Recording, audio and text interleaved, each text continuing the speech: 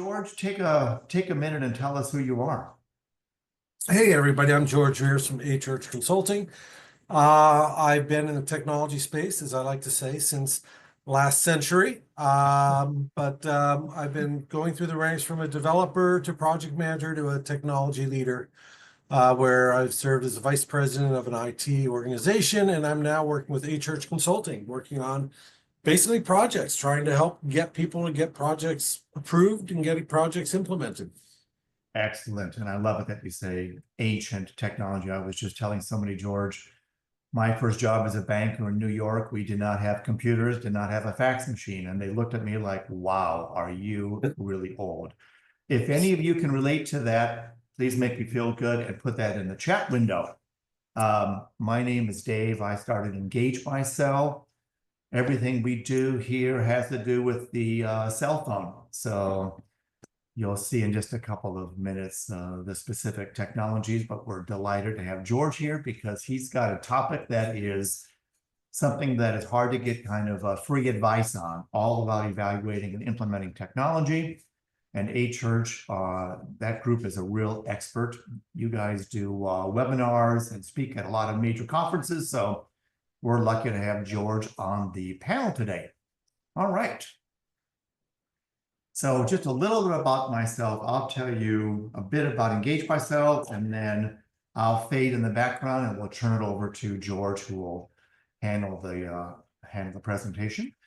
About 19 years in business. We have a wide range of focuses from HR to training, workforce development. Some of the clients you see on the left-hand side, big government agencies all the way down to little tiny charities. And the kinds of technology we provide will show in the next slide. Oh, that's right. This is the slide. In fact, this is the slide. I need everybody to take out your phones. And this is part of the technology piece of the demo here, George. Everybody scan that QR code. So if you've never done that, you open up your camera and just hold it up. You'll get a little pop-up, and it's going to open up text messaging, kind of unique. And it will say demo webinar. Hit send, and you will now be on our list. And we're going to wipe out the list at the end of the day, but you'll get a thanks for texting in. And we just want to show you how easy it is to implement some technology. You'll get a kick out of this. Anna will send out a text or two at the very end. If you did not get it, put in the chat window your cell phone number and Anna will manually add it. We're also going to send to you and allow you to scan a QR code to get this unbelievable great checklist. Think later in the presentation, George, right at the very end, you'll have a QR code for that. Okay, next slide. We're all about mobile. George is going to talk more broadly about technology in general. Organizations, we've got, I think, 2,000 clients use us, from everything from text message reminders to filling out forms to taking tours of zoos and parks. And we work with Goodwill on training and on workforce development. So anything you can imagine with a phone, that's how we help. And two types of technologies. One is text messaging. So from your desktop, you could push out messages to 2 or 3 or 4 people or 20,000 people. And then we've got a mobile web platform that can be used for everything from tours of museums to training and workforce development. So that's enough about us. I will back off and turn it over to George. Excellent. So I'm going to share my screen at this point. And hopefully you are now seeing a bright blue screen. If we are seeing a bright blue screen. We are, George. Excellent. So I'm going to move right in. Today we're going to talk about convincing your boss, a little bit about Church. Church is a technology organization of about 25 senior consultants that have all had leadership positions that helps organizations leverage technology to meet their business needs. We do complex enterprise-wide projects, primarily in the nonprofit space, but we do have some for-profit organizations. We're privately held, woman-owned. Obviously, I'm not the owner. And once again, with about 20 members. So that's a little bit about A Church. What do? We do technology assessments, which is where we're going to kind of be going into, and then do some implementation, project management, fractional CIO. You'll see these in the deck. Enough about A Church. Let's talk about what you're here for. And I want to start with this conversation here. And I want everybody to think back, and this is relevant. I want you to go back to your Wayback Machine or your time travel machine, go 88 miles per hour, set it back to when you were in 6th, 7th, 8th, 9th grade, and your teacher always insisted on you showing your work. Okay, and I want you to kind of think about why they did that. Did they do it to prove you weren't cheating, to show that you knew your stuff, to help you build, reinforce good habits, or were they just trying to kill time on the exam? Would love to get your feedback, perhaps even in the chat, unless the survey piece is working, but I want to get your thoughts on that. So give that a quick thought through machine there. Good answers. In the past, we thought it was D, but it was probably A or C. So C, A and B. Well, I'm glad with what I'm hearing. And let me tell you why I'm glad with what I'm hearing or seeing. And the answer is, it really is A, B, and C.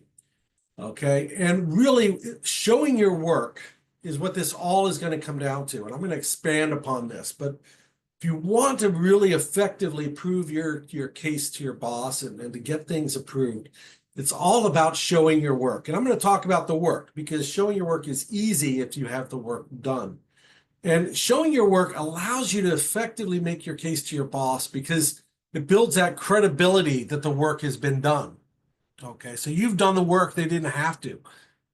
And then on top of that, because you are the one doing this, you can frame the problem and you can frame the solution. So you're in total control. Now, you're going to get questions or anything, but you basically are in controlling that presentation. They can follow along and you can lead them down that path you want. So what I'm talking about today is what we're going to do is we're going to set this up as to building that business case so that you can effectively show them. They may not have known there was a problem. They may not have realized how big that problem was or even who was affected. And they didn't know the solution. So we're going to talk today about that showing of the work. So we also promised some other things today. I'm not going to dwell on this slide, but we talked about getting your act together and creating that business case. That's the core of what we like to talk about today. But then we're going to talk a little bit about the implementation. And this is not an implementation. There's way too much to cover in our 20 minutes that we have to talk about that. But we will cover some questions about buying solutions, because it's so tied to this topic of when you look at solutions. And then a little tiny bit on adoption. And then because your business case is a part of your measurements, we're going to go back and visit that. So it's a little bit about what we'd like to cover today. So a little introduction there. So let's talk about getting your act together. So at the very beginning of what we're trying to do is we need to identify what our needs are. Okay, what are the pain points out there that we're trying to fix? For instance, a pain point isn't that we need a new expense management system. No, the pain point is that we don't get our expense reports in for 2 months and it takes too long and people complain about it. That's the pain point. And we need to identify and quantify those pain points.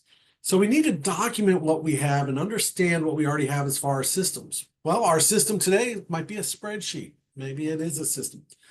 But we need to understand, what do we have in our organization? And one of the most effective way to do that is via survey. If you're a large organization, you can't talk to everybody. You can do surveys. You can also look at checklists and business processes to see what's out there, what are people using. But these tools are helpful in identifying your IT needs, okay? They can help get deeper into your system. You'll see on the right, 30% of people report some type of an issue with a process. It's probably significant enough to investigate or to use as a justification. But this is only the beginning. Once you have these and you've started to uncover some of these needs, You then have to have the conversations with the staff. You need to have one-to-one or one-to-department style conversations. I call them interviews. And not only to identify the problems or start thinking about solutions, but to identify the allies and champions and teammates you're going to have to get this thing going together. I'm going to talk a lot about what allies need and what their value is. But if you're looking to solve a problem, you want to go in with multiple people, preferably cross-department if it's enterprise-wide. And if not, if it is just department-wide, you want to show that the department is united, that this is a problem and there's a need. You want to go and dig deeper than just this is a problem. And you want to figure out the why is it a problem so you can judge the business impact when we start talking about putting together a business case. And you want to know how is it a problem or what is causing that problem. So what is causing the problem ultimately is going to tie in to that resolution. So that's a little bit about identifying the needs. One thing I want to caution everybody on, and this is something we have found in our space, is avoid the new is best trap. And that is that the best thing in the world is to bring in a new system, because new systems, especially on the enterprise side, can be very painful to put in. It's a distraction to people as they put new systems in. It requires changing their work. There's resistance to it. So perhaps the current system or current technology you have is underutilized or not put in correctly. Don't throw it out just because it doesn't necessarily solve your problem. Do that work and identify the gaps. I'm going to circle later. I'm going to put a plug in, not now, but later, for some of the work that we're doing with a webinar that talks about our services that we do to help you maximize your current technology so you don't always just throw it out for the next technology. But we'll talk about that. I want to go back to those cases where we've identified that there is a real need, and that's where we're going to create this business case. So we want to identify these inefficiencies out here. And the reason why you want to do this is you want to start building that business case for your team. Let's say you've got a problem, you've got net 30 bills and you're not able to process the bills for 40 days and you're always paying that 5% premium because you're late. This is just an example. There is a very clear quantifiable idea of a quantifiable problem that you can share that executives will understand. I'm paying 5% more on my invoices because they're not being done on time. I can now justify my new automated invoice processing system or my bill pay solution. It's right there. That is going to serve as the backbone of something I'm going to have. So I'm going to start developing this solid return on investment business case. I'm going to show how that improves efficiency. I can turn, in this case, invoices around from 40 days to 20 days and get them out the door. I can show how much money I can save doing that. In some cases, it's not necessarily a save, it's additional revenue. Let's say you're putting in a new shopping cart on your website that allows people to buy complimentary products, and you estimate that for every complimentary product, 10% of people will buy it. Well, there is a 10% of whatever you're selling already that can be used as part of your business case. Some of the things are very hard to quantify, that you can't quantify in savings in dollars. So you have to focus on other benefits. For those people dealing like with websites, you'll see somebody say, oh my gosh, on my website, it doesn't necessarily, it's hard to use and I'm losing people. Or, those type of things. The customer experience isn't what it wanted to be. Or if I had a marketing email system that allowed me to build a true campaign, I could include my customer pool or my prospect pool. And if I grow my prospect pool by 20% and my conversion rate is 5%, that's 10%, no, 1% more growth. Now that probably isn't the best number, but I'm making this up as I go, so be patient with me. But these are all different ways that you can find value. It's not just your savings, it's not just your anticipated revenue, but there are some alternative values out there that you can kind of extrapolate into money value. Then you can want to be realistic with your expectations. Don't do something crazy. If you promise 20% savings but only see 14, that's okay. But be up in front and honest. You want the executive team, once again, you're going to be showing your work. You want to build that credibility. So let's talk about this. Ultimately, the business case is showing your work. Okay, it's all about showing your work. So with that in mind, the very first thing you need to do is that problem statement. Now, for a smaller project, let's say an electronic signature tool like Adobe Sign or DocuSign that you're putting in, maybe it's one sentence or a PowerPoint where you state your problem. But if it's, let's say, a full ERP system, full CRM system, you're going to have a much more detailed problem statement. So keep that in mind, that you want to be able to back your problem statement up with collections of information in the surveys, either number of people who use the process that are dissatisfied with it, maybe some anecdotal quotes about how it's difficult to use or how it costs people time. State your problem clear and loud. Identify those allies. I talked about those allies before, but you want to show who's going to benefit the solution. I talked earlier about a solution with an automated billing process. Yeah, that does benefit finance, but me as an end user who has to approve it, it comes to my email, I can sign off on it and I can move it along, as opposed to me having to take a look at it, print it, sign it, scan it, and then email it. No, I like this automated email. So it can identify people that can be your allies beyond the obvious in your team, especially if some of those allies are at the manager or executive level. That's really going to come in key there. So think about those allies, and also think about them for your possibilities for your implementation team. Because if they're on your implementation team, they're going to eventually be the owners and the champions of those systems, and they're going to help lead to user adoption.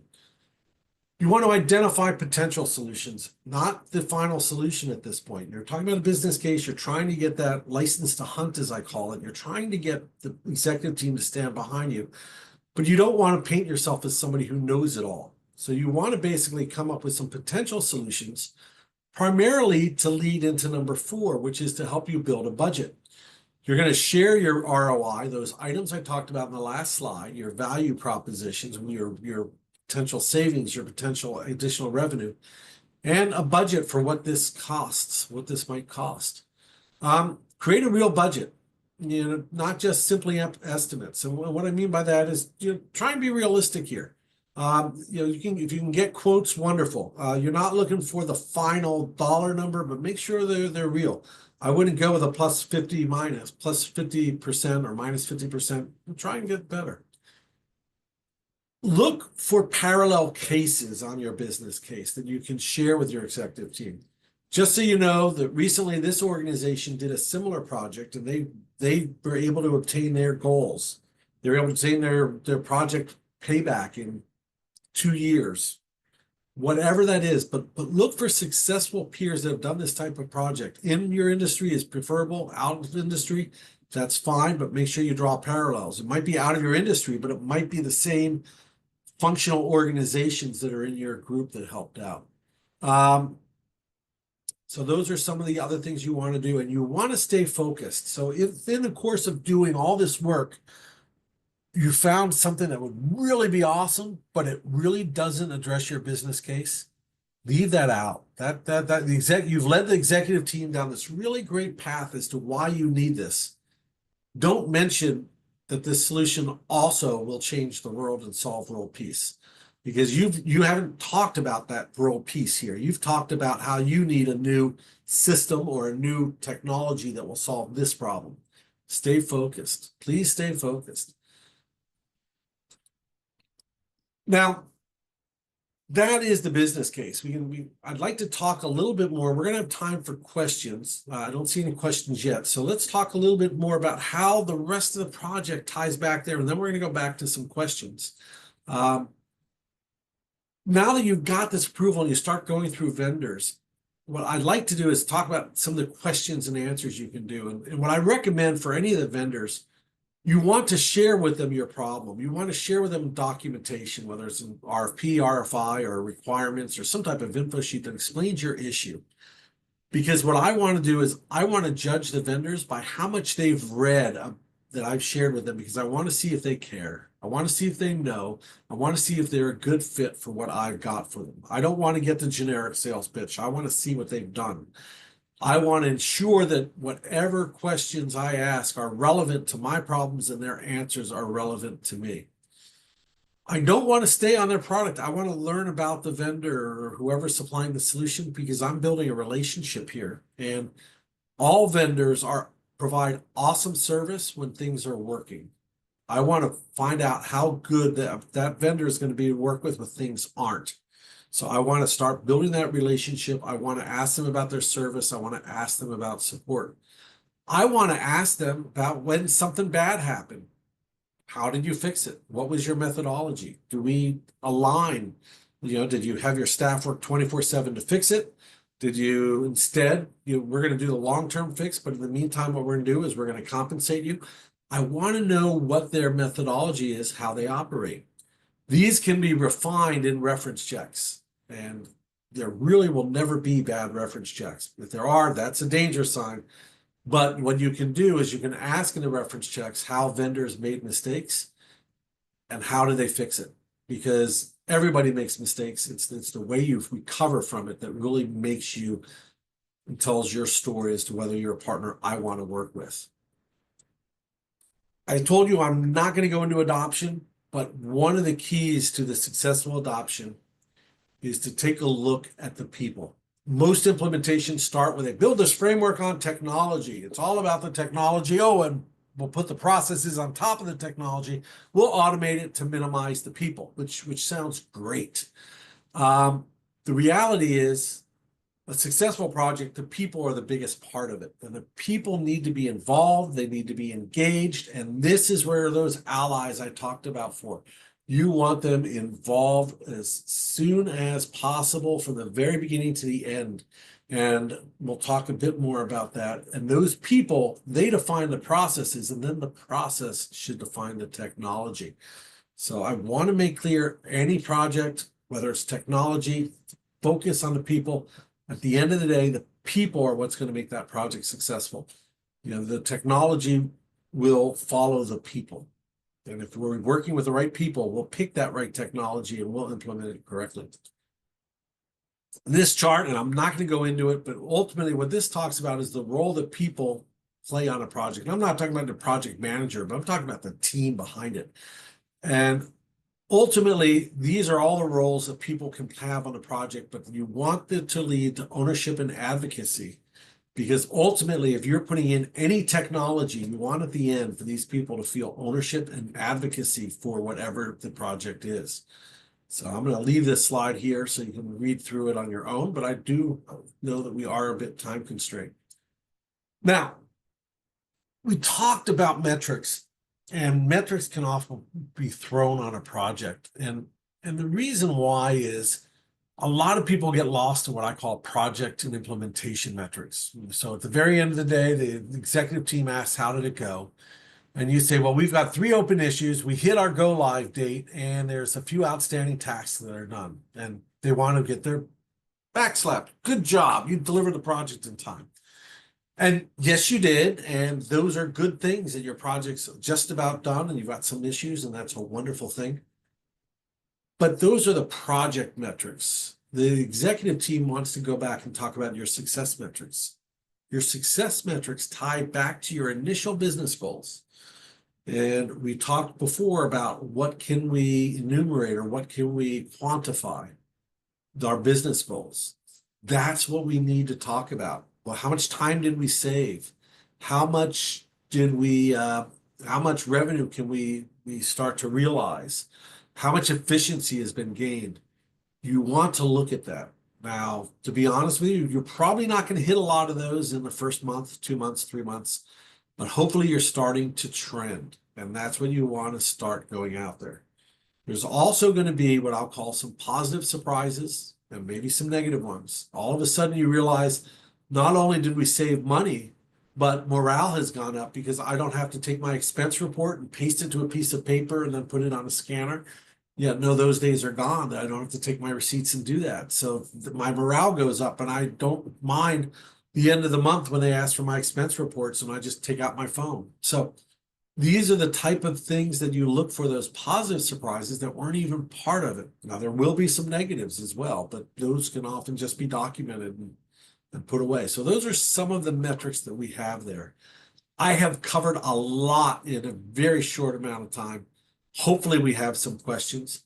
So let me talk to you a little bit about that little checklist you saw on the right. And that is a checklist we have at A-Church that we use to do software evaluation. And everything on there is relevant to any software purchase, except for one section that we have that's tailor-made to something called an association management system, which is in the second paragraph of that. But the 3/4, 6/7 of that document can be applied to any type of software evaluation. Click on that first one on the left, and that will really help you out. It's free. That'll take you to a link. The next one is what's called a success webinar, where we talk about our association management success program, which is targeted to our nonprofit organizations, where we talk about how we invest in your current systems so you don't even have to go about looking for a new one. So that's a little bit, Dave, about how I operate and how I try and make the best business case and doing my best to convince my boss that the project is worthwhile.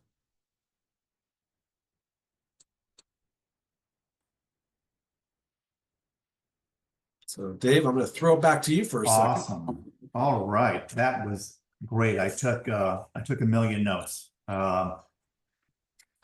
We're sending the presentation tomorrow, Dave, so you did not have to take notes. I had a million questions that came up.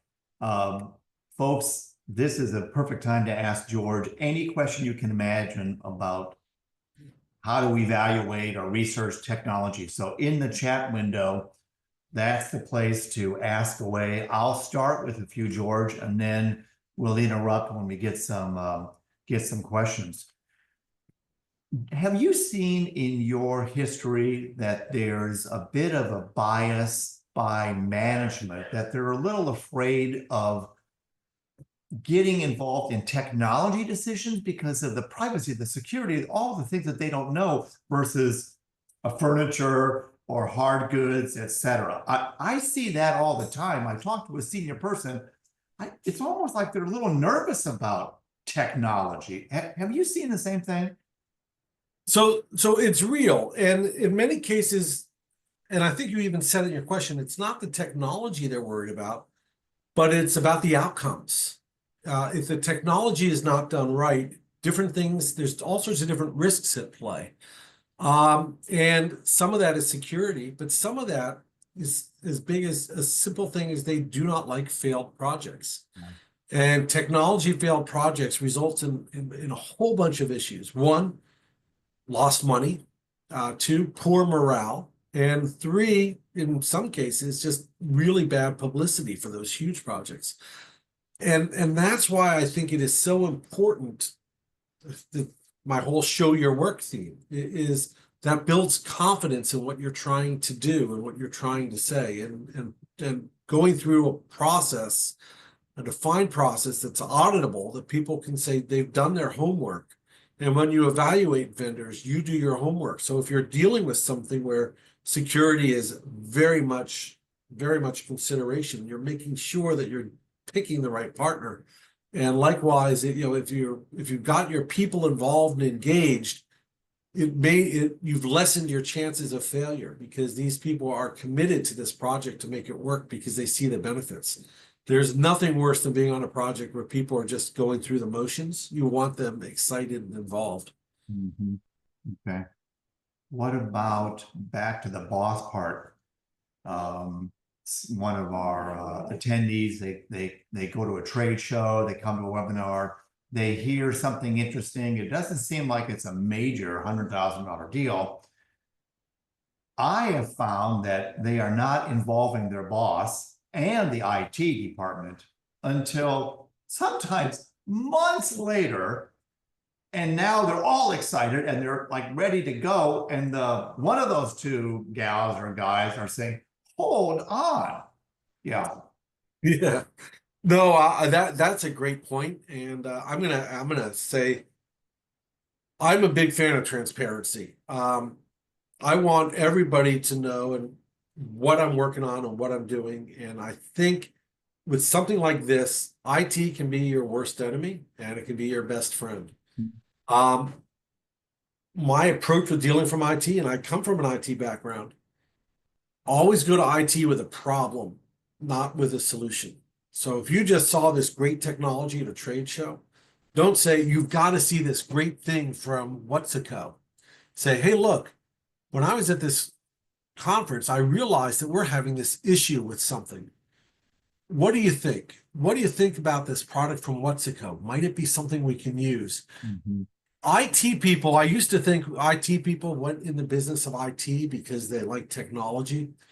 The reality is, and challenge me on this, anybody on the call, whenever I talk to IT people, they're in that business and they want to help people. And they really, your IT team are a bunch of people who want to help people. Now, sure, people, some of us, like myself, might be socially challenged, but we do want to help people. And then that's where I just say, use that to your advantage and talk to them and bring them involved as early as possible.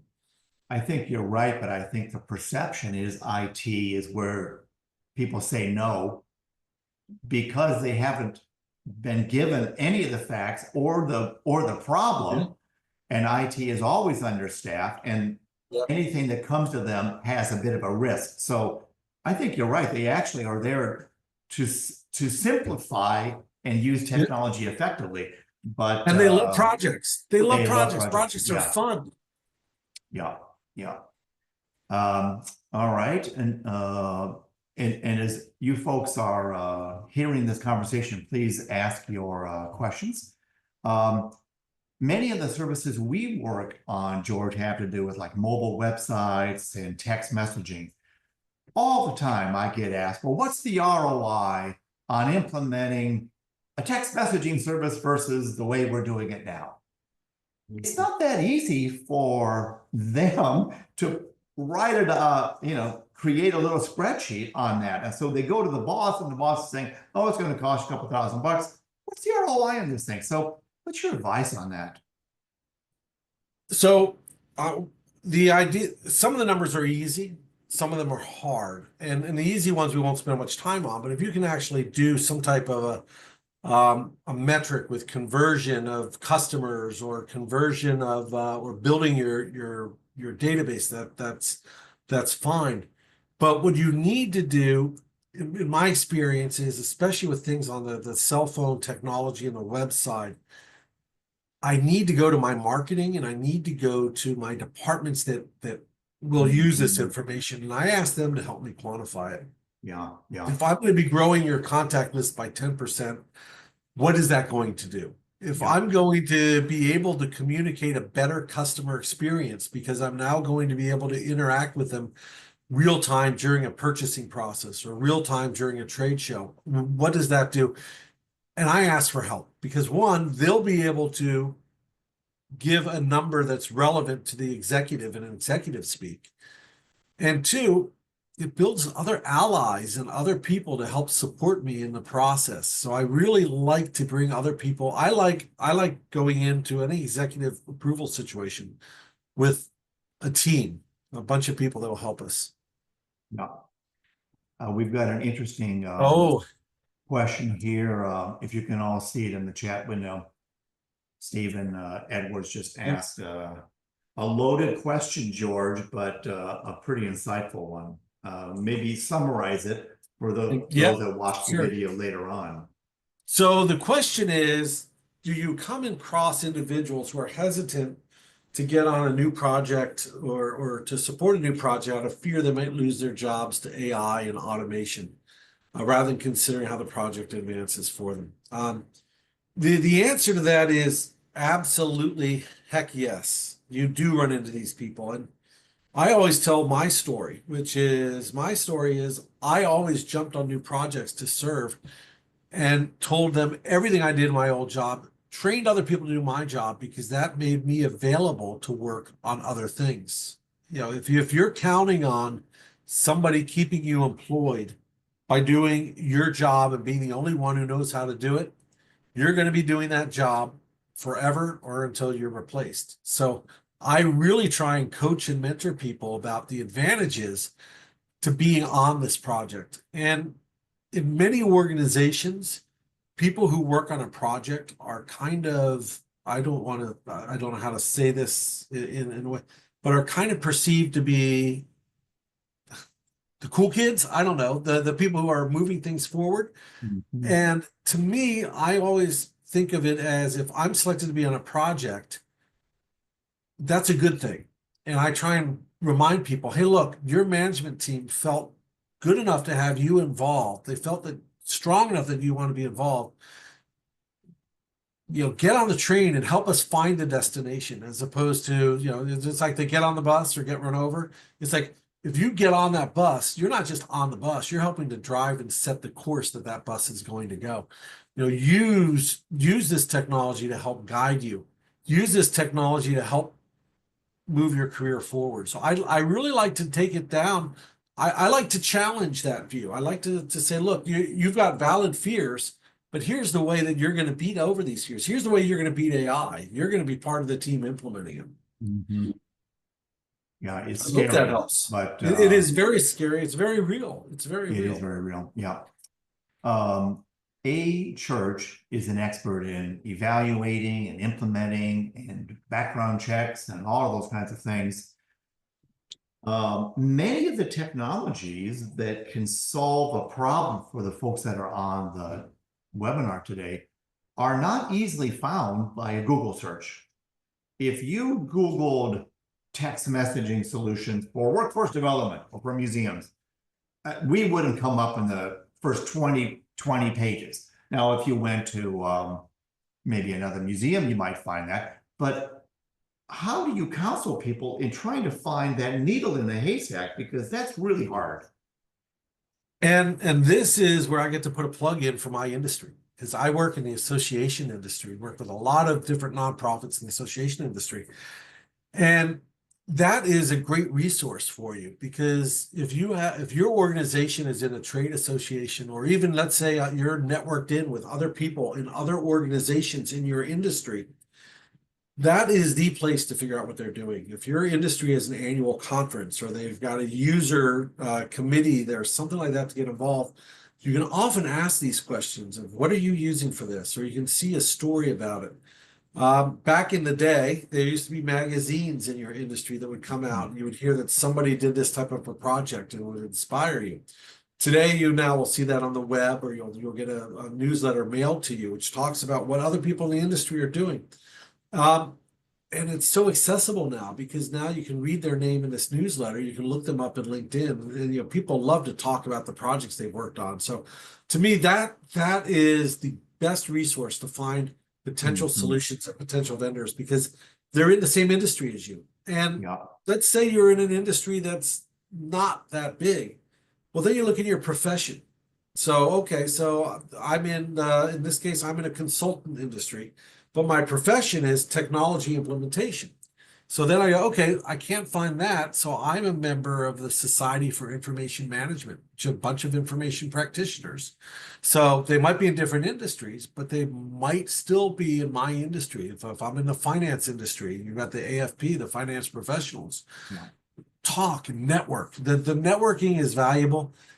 Networking is so much more than just going to a cocktail party and talking to people. A lot of people think that's networking. No, networking is just reaching out to your contacts and asking questions. And it's a great way. And I've always been told, when you do somebody a favor, they don't owe you one. You now owe them another one. So it's kind of like, ask the questions, then ask another question. I'd be interested if any of you folks on the webinar today have used LinkedIn to join groups to try to solve some of these problems. Do you find LinkedIn is helpful, or is there some other kind of source where you can actually have a chat, a user group chat?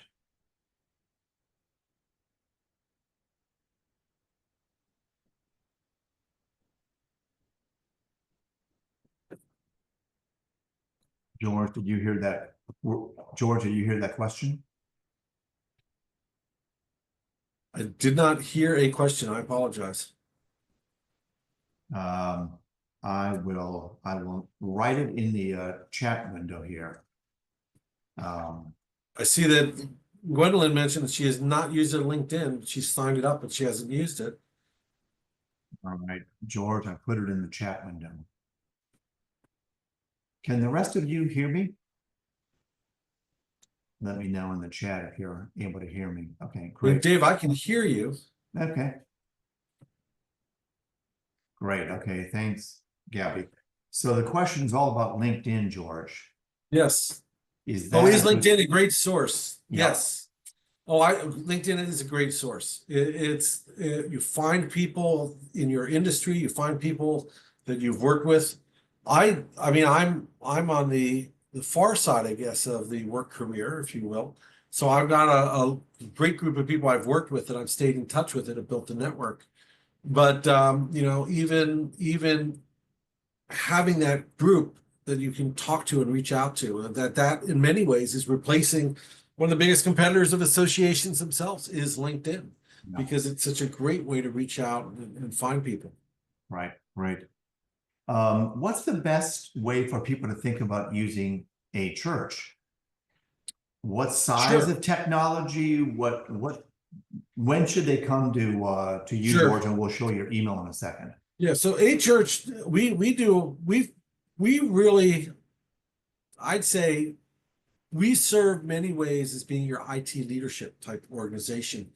So we serve really well with organizations that don't have a full IT organization in place. So, you know, organizations 300 people and smaller, you know, they'll come to us to help us provide what we'll call fractional CIO services, to do a lot of what I was talking about earlier, to help you go through and do these assessments and do the surveys of your staff and do these interviews to help build the business cases. So that's where we can come through. You know, larger organizations tend to have the resources to be able to do that themselves, and we totally respect that. But we can also assist with them if they just don't have the bandwidth to do everything they need. So we can really come in and help out with those type of projects. Excellent. Anna, maybe you could show the phone numbers and emails of both George and myself. And we will also send everybody a text message. And if you want to meet with me or meet with George, all you've got to do is reply to that text that Anna's going to send out to you folks, and we'll get that connection made. Any final questions, Gwendolyn, Lorna, or anybody? This has been so interesting, George. It's so darn hard to figure out how to evaluate and implement. And your comments about getting people involved quickly and making a business case for it, spreading that net wide so that you're getting all kinds of different departments, is just also important. We'll stick around if anybody has a few more questions. And otherwise, thank you, George, and your team for putting this all together. Thank you. Really appreciate it. Really happy to do so. Thank Yeah, that's great.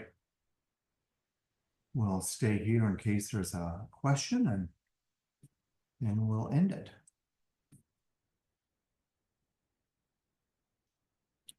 I think we're all set. All right. Thanks, everybody. And thank you, George and Anna. And Yeah. feel free to reach out to us. Bye.